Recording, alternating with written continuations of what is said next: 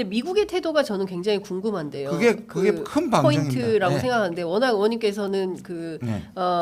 뭐 이번에 국감도 해외 국감도 다녀오셨고 미국은 왜 이런데 왜 정보 확인을 안 해준다고? 그 얘기에 대해서 뭐라고 얘기합니까? 네. 미국이 대선이 급한데 이 얘기가 커지지 않기를 바란다. 바란다. 그 말도 일리가 없어요. 왜냐?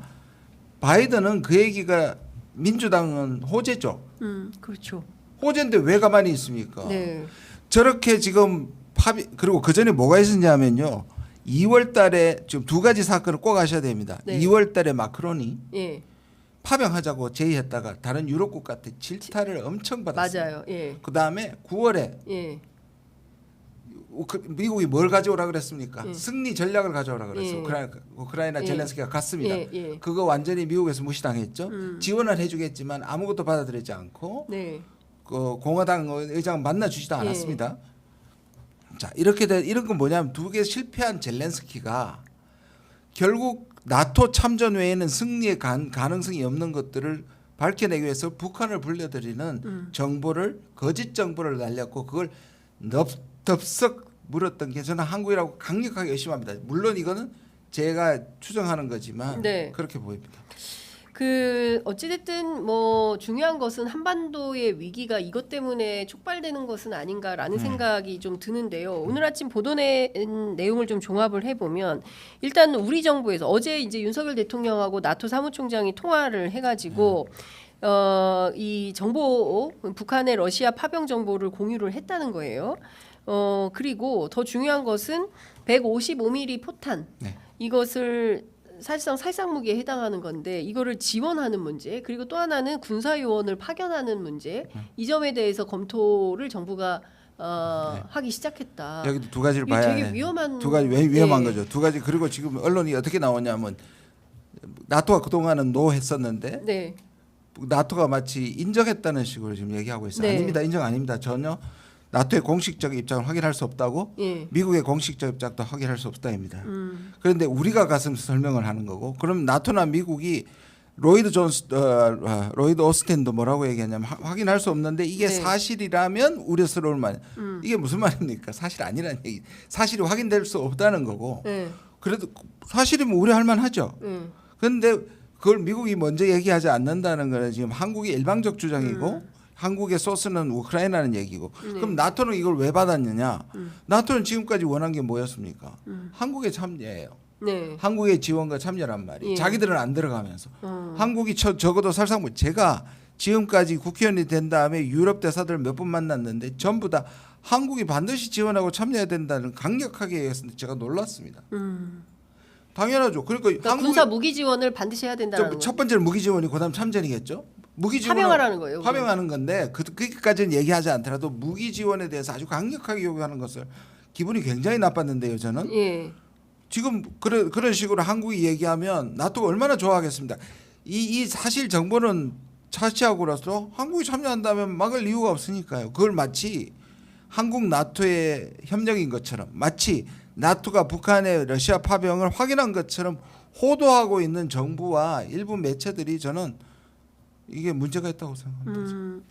그 사실 우리가 주한 러시아 대사 초치를 어제 해서 항의를 했는데 지노비에프 대사는 이런 얘기를 합니다. 러시아 북한 협력은 국제법 틀 안에서 이루어지는 것이고 한국의 안보 이익에 반하는 것이 아니다. 러시아 태도도 또 조금 이해하기는 어렵습니다. 자 이걸 딱 보면은 네. 북한이 파견했다라고 믿는 정부를 비롯해서 봐 부인 안 하네 보냈나 보다 이렇게 해석하는 거잖아요. 그렇죠. 근데 반대쪽에서 이걸 이렇게 보면 이런 겁니다. 북한하고 러시아 이 얘기가 언제 했었냐면 북러 동맹을 조약을 했을 때도 했던 말입니다. 삼자의 해가 되는 게 누가 한국을 그 삼자의 여기서는 한국이겠죠. 한국을 타겟팅하는 것이 아니라고 얘기했고 자주적인 주권 국가끼리 협력하는 거라 그랬습니다. 네. 지금 그러면 왜 대놓고 이것을 부인하지 않느냐? 아까 말했던 것처럼 인력 협력이 있을 수 있고요. 네.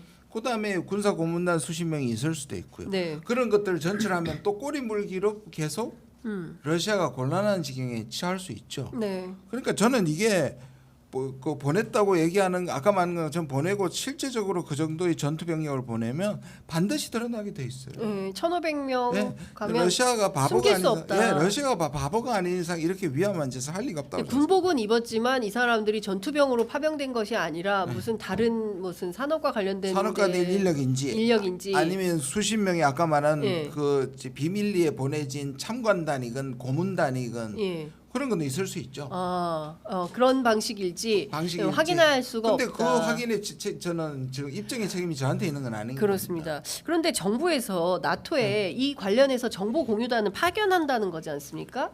근데 사실은 우린 동북아에 살고 있는데 북대서양 조약기구랑 왜 이렇게 가까워지는 건지 지리적으로도 상당히 먼데 그렇죠. 말이죠. 이 문제를 진짜 윤석열 정부에서 끊임없이 이 나토와 협력을 하면서 사실상 한국의 아시아판 나토를 일본 등과 함께 만들려고 하고 있는데 그게 제가 이게 우리 안보 이게 맞는 거냐? 그게 제가 수없이 지적한 그 한미 정상회담에서 작년에 했던 게 그게 바로 글로벌 포괄적 전략 동맹이잖아요. 듣기는 굉장히 멋있어 보입니다.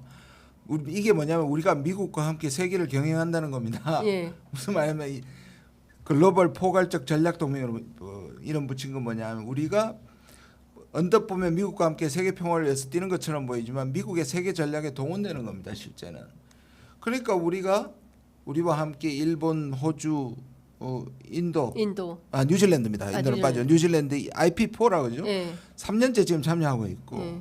그다음에 나토 문제는 또 아시아판 나토를 만드는 데 계속 동원시키는 미국의 전략에 심하게 얘기하면 부품 역할을 하고 있는 겁니다.